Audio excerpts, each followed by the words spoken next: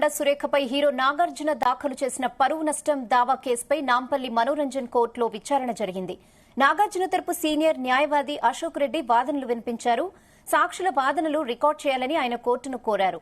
Court అందుకు సమ్మతించింది. దీంతో రేపు నాంపల్లి కోర్టుకు హాజరై స్టేట్మెంట్ ఇవ్వనున్నారు హీరో నాగార్జున. ఇటీవలే సమంత విషయంలో కేటీఆర్తో పాటు హీరో నాగార్జునపై వివాదాస్పద వ్యాఖ్యలు చేశారు మంత్రి కొండ సురేఖ. దీనిపై నాంపల్లి కోర్టులో పిటిషన్ వేశారు. పరువు నష్టం దావాతో పాటు కొండ సురేఖపై క్రిమినల్ యాక్షన్ తీసుకోవాలని తన పిటిషన్లో పేర్కొన్నారు హీరో నాగార్జున.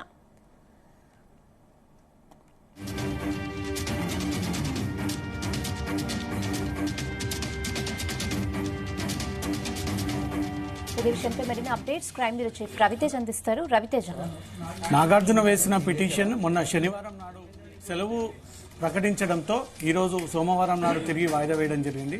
సోమవారం నాడు ఈరోజు విచారణ సందర్భంగా నాగార్జున తరపున కౌన్సిల్ సీనియర్గా అశోక్ రెడ్డి వాదనలు వినిపించారు.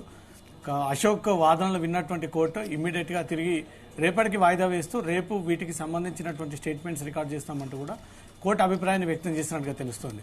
రేపు సినీ నటుడు ఎన్కన్వెన్షన్ ఫౌండర్ బిగ్ బాస్ హోస్ట్గా ఉన్నటువంటి నాగార్జున రేపు నాంపల్లి కోర్టులో హాజరయ్యి తను కొండా సురేఖపై వేసినటువంటి పిటిషన్కి సంబంధించి నేరుగా తను వాంగ్మూలం ఇవ్వనున్నారు. ఆ వాంగ్మూలం రేపు కోర్టు పూర్తి స్థాయిలో దాన్ని రికార్డ్ చేయనుంది.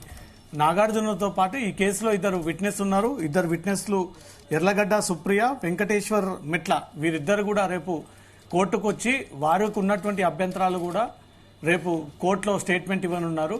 కోర్టు ఉదయం వాదనలు స్టార్ట్ అయినటువంటి వెంటనే నాగార్జునను రేపు పిలిచి నాగార్జున స్టేట్మెంట్ రికార్డ్ చేయాలి అంటూ కూడా కోర్టు ఆదేశించింది. ఇమీడియట్ గా నాగార్జున న్యాయవాదిగా ఉన్నటువంటి అశోక్ కూడా ఈ కేసులో ఉన్నటువంటి ఇద్దరు విట్నెస్ కూడా రేపు రికార్డ్ చేస్తే సరిపోతుంది అంటూ కూడా కోర్టుకి ఆ విషయాన్ని తెలియజేయడంతో దానికి కోర్టు ఓకే చెప్పి ఆ ఇద్దరు విట్నెస్ల స్టేట్మెంట్ కూడా రేపు రికార్డ్ చేసి హీరో నాగార్జున యొక్క స్టేట్మెంట్ కూడా రికార్డ్ చేయనున్నారు. రేపు ఉదయం 10:30-11 ప్రాంతాల్లో నాంపల్లి కోర్టుకి అక్కినేని నాగార్జున హాజరయ్యి తనకున్నటువంటి అభ్యంతరాలు ఏదైతే తను నాంపల్లి కోర్టులో ఒక పిటిషన్ దాఖలు చేస్తూ క్రిమినల్ మరియు డిఫమేషన్ నమోదు చేసి తనకు అనుకూలమైనటువంటి తీర్పు కావాలి, కొండా సురేఖ పైన చర్యలు కావాలంటూ కూడా వేసినటువంటి పిటిషన్ పైన రేపు కోర్టు ముగ్గురు స్టేట్మెంట్స్ రికార్డ్ చేయనుంది. రేపు ముగ్గురు కూడా నాంపల్లి కోర్టుకి హాజరు కానున్నారు.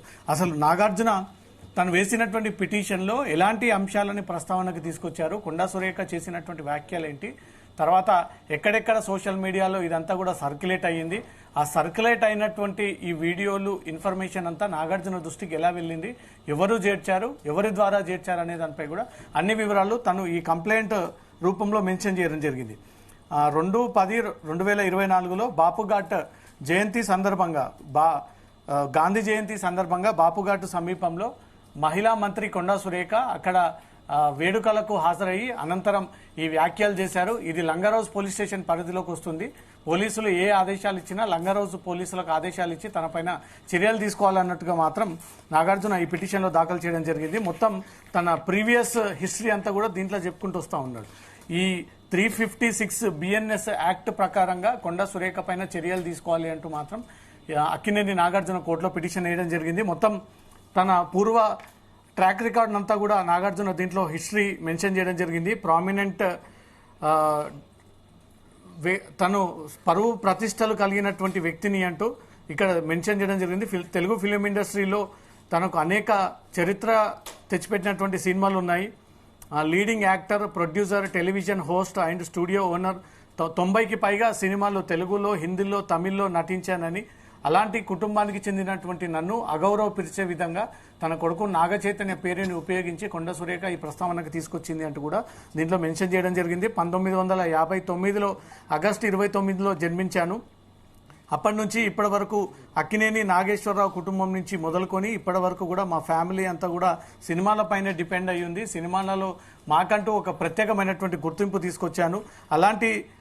ఎలాంటి కాంట్రవర్షియల్ లేనటువంటి మా కుటుంబం పైన కొండా సురేఖ చేసినటువంటి వ్యాఖ్యలు ఇప్పుడు రాష్ట్ర వ్యాప్తంగా దుమారాన్ని లేపుతా ఉన్నాయి. తమ కుటుంబాన్ని వేలెత్తి చూపేటువంటి సిచ్యువేషన్కి వచ్చింది. అది నాగ చైతన్య, సమంత ఇద్దరి వివాహం హిందూ సాంప్రదాయబద్ధంగానే జరిగింది. కొన్ని సంవత్సరాల తర్వాత వారికి వచ్చినటువంటి డిస్ప్యూట్స్ కారణంగా వాళ్ళు మ్యూచువల్గా డివోర్స్ తీసుకొని వీళ్ళంతా కూడా అండర్స్టాండింగ్ తో బయటకు వెళ్ళిన తర్వాత ఈ రోజు కొండా సురేఖ మళ్ళీ తిరిగి ఆ అంశాన్ని గుర్తు చేస్తూ దాంట్లో కేటీఆర్ ని లాగి ఎన్కన్వెన్షన్ ని కూల్చకుండా ఉండేందుకు సమంతను కేటీఆర్ దగ్గరికి పంపాలంటూ చేసినటువంటి కామెంట్స్ ఇప్పుడు దుమారాన్ని రేపుతా ఉన్నాయి. ఆ అంశం కోర్టు పరిధిలోకి కూడా వచ్చింది. కోర్టు దీన్ని విచారణ చేపడతా ఉంది. ఈ రోజు వాదనలు విన్న తర్వాత కోర్టు రేపు అక్కినేని నాగార్జున ఈ కేసులో ఉన్నటువంటి ఇద్దరు విట్నెస్లను కూడా స్టేట్మెంట్స్ తీసుకొని ఫర్దర్గా ఇది క్రిమినల్ కేసుకి బదిలీ చేస్తారా లేదా ఇది డిఫమేషన్ కేసు కిందకి కోర్టు భావించి ఇన్ని కోట్ల రూపాయలు కొండ సురేఖ నష్టపరిహారం కింద చెల్లించాల్సి ఉంటుందంటూ కూడా కోర్టు నిర్ణయం తీసుకుంటుంది అనే దానిపై కూడా ఒక క్లారిటీ రావాలి. తను చాలా క్లియర్గా philanthropist, entrepreneur, television personality, public figure, host of the Big Boss Telugu. The complainant demonstrated his manifested talents, his particularly through his active involvement in the Blue Cross of Hyderabad. దీంట్లో blue cross కి సంబంధించినటువంటి అంశాన్ని కూడా ప్రస్తావనకు తీసుకొచ్చాడు. Akkineni family అనేక సేవలు అందిస్తూ ఉంది ఫిలిం ఇండస్ట్రీకి. సర్వ్ చేయడంతో పాటు పబ్లిక్ కి సర్వీస్ చేయడంతో పాటు అనేక మంది నిరుపేదలకు ట్రస్ట్ తరపున, ఎన్జిఓ తరపున ఇక్కడ బ్లూ క్రాస్ కి సంబంధించినటువంటి కుక్కలకు కూడా సహాయం చేస్తూ ఉంది మా కుటుంబం. ఇన్ని గొప్ప సేవలు చేస్తూ ఉండి ఇండస్ట్రీలో ఇంత పేరు ప్రఖ్యాతలు పొందినటువంటి తమ కుటుంబం పరువుని దిగజార్చేటువంటి ప్రయత్నాలు చేస్తూ ఉన్నారు. ఇది కుటుంబం ఇంటర్నల్ ఇష్యూ. ఈ ఇంటర్నల్ ఇష్యూని కాస్త తీసుకొచ్చి పబ్లిక్ డొమైన్ లో పెట్టిన విధంగా కొండ సురేఖ వివరించింది. ఈ వ్యవహారం పైన కేసు నమోదు చేయాలంటూ మాత్రం దీంట్లో మెన్షన్ చేయడం జరిగింది. ఒకసారి నాగ చైతన్య సమంత అంశానికి సంబంధించి అక్కినేని నాగార్జున ప్రస్తావించినటువంటి విషయాలకు వెళ్దాం. It is further submitted the complainant's family much like the complainant himself enjoys immense reputation and respect in the eyes of the public. The complainant's son, Naga Chaitanya, is a successful and acclaimed actor in the Telugu film industry, continuing the family's proud legacy in cinema. The Akkineni family is widely regarded for its contributions of India cinema, with generations of actors commanding admiration of respect. Additionally, Naga Chaitanya, former spouse Samantha, is a celebrated actress with a significant following and an impeccable reputation in her own right. Although the marriage in the year 2017, widely covered by the media, ended in the divorce due to the personal differences in the 2021, but both individuals continue to be respected for their professional and maintain a dignified public image. The family stature in the public eye remains further enhancing the complainant standing as they figure in the Indian cinema. దీంట్లో 2017లో నాగ చైతన్యకు సమంతకు వివాహం జరిగింది. 2021లో వీరి మధ్య జరిగినటువంటి కొన్ని disputes కారణంగా divorce తీసుకోవాల్సి వచ్చింది. డివోర్స్ తీసుకున్నారు. అప్పటి నుంచి కూడా తమ కుటుంబం ఎంతో పీస్ఫుల్ గా ఉంది. తర్వాత కొంతమంది సోషల్ మీడియా ద్వారా దీన్ని సర్క్యులేట్ చేస్తూ ఉన్నారు. కొండ సురేఖ ఈ ప్రస్తావన తీసుకొచ్చిన తర్వాత దాంట్లోకి కేటీఆర్ని లాగి ఎన్కన్వెన్షన్ ప్రస్తావన తీసుకొచ్చి ఈ ఎన్కన్వెన్షన్ కూల్చకుండా ఉండాలంటే సమంతని కేటీఆర్ దగ్గరికి పంపాల్సినటువంటి ఒక ఒప్పందం జరిగింది అంటూ కూడా ఏదైతే ఈ కాంట్రవర్షియల్ స్టేట్మెంట్ ఉందో ఇప్పుడు అది దుమారంగా రేగుతా ఉంది. కోర్టు పరిధిలోకి వచ్చింది కాబట్టి కోర్టు ఇదంతా కూడా పరిశీలిస్తూ ఉంది. నాగార్జున దీంట్లో క్లియర్ గా మెన్షన్ చేశాడు. నాగ చైతన్య డివోర్స్ 100% కేసీఆర్ చేయబట్టే, కేటీఆర్ చేయబట్టే అయ్యింది. ఎందుకంటే ఎన్కన్వెన్షన్ హాల్లో కూలగొట్టద్దు అంటే సమంతను నా దగ్గరికి పంపాలి అని చెప్పి ఆయన డిమాండ్ చేశాడు. సమంత గారిని వెళ్ళమని చెప్పి నాగార్జున వాళ్ళు ఫోర్స్ చేశారు. సమంత నేను వెళ్ళను అనింది.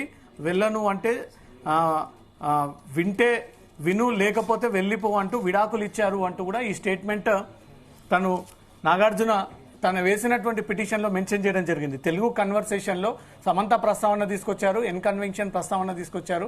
నాగ చైతన్య తన భార్య అయినటువంటి సమంతని కేటీఆర్ దెబ్బకి పంపకపోతే మీరు వింటే వినండి, లేకపోతే వెళ్ళిపోండి అన్నట్టుగా తన పైన ఒత్తిడి తీసుకొచ్చారంటే ఏదైతే ఒక తప్పుడు ప్రచారం సోషల్ మీడియా సాగుతా ఉందో ఇదంతా కూడా ఫాల్స్ అలిగేషన్, ఇదంతా తప్పుడు బేస్లెస్ అలిగేషన్. దీనిపైన చట్టపరమైనటువంటి చర్యలు తీసుకోవాల్సింది అంటూ మాత్రం ఈ విషయాన్ని కోర్టు దృష్టికి తీసుకెళ్లడం జరిగింది. ఓకే రవితేజ, అంటే క్రిమినల్ యాక్షన్ కూడా తీసుకోవాలని పిటిషన్ లో పేర్కొనడం జరిగింది కదా నాగార్జున. సో ఈ విషయంలో ఎలాంటి డెసిషన్ తీసుకునే అవకాశం ఉంటుందంటారు? సో కోర్టు అన్ని వైపుల నుంచి వస్తున్నటువంటి వాదనలు పరిగణలోకి తీసుకుంటా ఉంది. క్రిమినల్ కేసు నమోదు చేయడంతో పాటు డిఫమేషన్ కేసు కూడా నమోదు చేయాలంటూ కూడా ఈ రెండు వర్షన్స్ నాగార్జున కోర్టుకి తీసుకెళ్లడం జరిగింది. సో ఇప్పుడు కోర్టు దీన్ని పరిశీలించిన తర్వాత రేపు నాగార్జునతో పాటు ఇద్దరు స్టేట్మెంట్స్ రికార్డ్ చేసుకున్న తర్వాత డిఫమేషన్ కేసు నమోదు చేయొచ్చు, క్రిమినల్ కేసు కూడా నమోదు చేసేటువంటి అవకాశం ఉంటుంది. డిఫమేషన్ ఎన్ని కోట్లకు దాఖలు చేశాడనే దానిపై మాత్రం ఇంకా క్లారిటీ రావాలి. ఒక మంత్రి హోదాలో ఉండి ఒక మహిళ అయ్యి ఉండి ఏ రకంగా నోరు జారి తమ కుటుంబం ఇంటర్నల్ గా జరుగుతున్నటువంటి వ్యవహారాలన్నీ కూడా బయటికి తీసుకొచ్చి అది వేరే వ్యక్తితో సంబంధం కలిపి దాని కారణంగానే డివోర్స్ అయ్యింది అనడంపై మాత్రం తీవ్ర అభ్యంతరాలు వ్యక్తమయ్యాయి. ఈ రకంగా ఒక మంత్రి వ్యవహరించకూడదు అంటూ కూడా ఇండస్ట్రీ నుంచి కూడా పెద్ద మొత్తంలో వ్యతిరేకత పెరుగుతూ ఉంది కొండ సురేఖ పైన. అనంతరం తనే స్వయంగా నేను ఉపసంహరించుకుంటున్నాను, తన మాటల్ని ఈ మాటలన్నీ కూడా వెనక్కి తీసుకుంటా ఉన్నాను, తెలంగాణ ప్రజలందరూ కూడా క్షమాపణ కోరుతా ఉన్నానని చెప్పినప్పటికీ కొండ సురేఖను మాత్రం ఇంకా నెగిటివ్ గా ట్రోలింగ్స్ సాగిస్తూనే ఉన్నారు. రేపు నాంపల్లి కోర్టులో ఏం జరగబోతా ఉంది, కోర్టు ఏ రకమైనటువంటి నిర్ణయం వ్యక్తం చేయబోతా ఉంది అనే దానిపై మాత్రం నాగార్జునతో పాటు ఇద్దరు అక్కడికి చేరుకొని విట్నెస్ ఇచ్చిన తర్వాత ఫైనల్ గా కోర్టు ఒక డిసిజన్ ని వెల్లడించేటువంటి ఛాన్స్ ఉంది. రేహన్నా. Okay Raviteja, thanks for the updates.